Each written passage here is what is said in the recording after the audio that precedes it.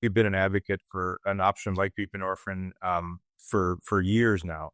And it was wonderful when it went from requiring an X waiver, right? And as an ear, nose, and throat doc, I sort of pursued an X waiver because I chaired this work at the American Medical Association with our task force, and I didn't want it to be siloed to just pain medicate or pain physicians, right? To have the care of somebody with pain, a patient with pain or with a substance use disorder, be limited to a particular specialty instead of the entire profession taking care of those patients was something that I thought was a limit. And so I got my X waiver, but then wonderfully, the law changed soon after that, and there's no X waiver required. Sure, we do some CME, to renew our license, take some pain hours of training, and that's perfect.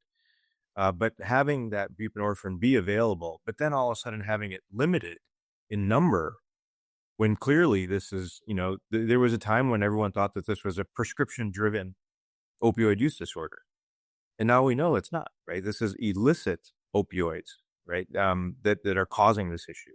And so the doses of buprenorphine that we were sort of used to using when it was a prescription opioid that was causing the problem is very different. And so the requirement for the dosage of buprenorphine has changed, right? And so now having a limit of 24 milligrams per day is something that the data doesn't support. And so we have to sort of get beyond that to say, look, this is an old number in a day from a long time ago. Well, relatively long time ago. I mean, everything changes from year to year.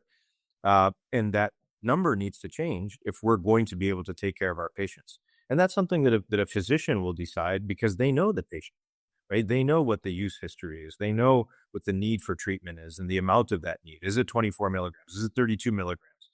That's something that shouldn't be limited by regulations, right? It should be at the decision of the physician in taking care of the patient.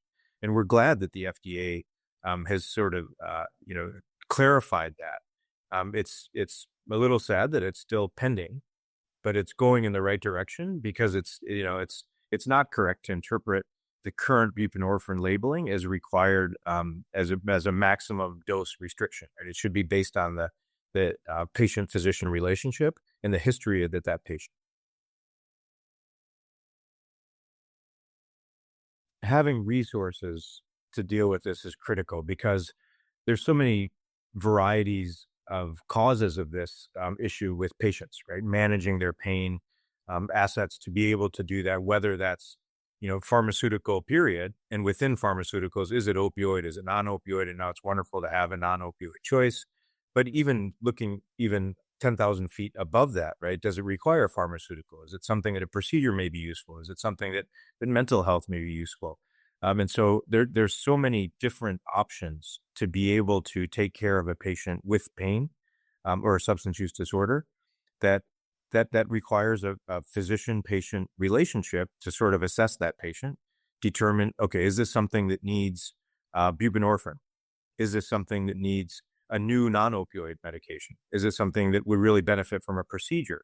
Is this somebody that has a mental health issue that would really benefit from that treatment? So such a huge variety, and it's not something that you can just sort of put a label on a category because of a diagnosis or because of an age or because of a gender.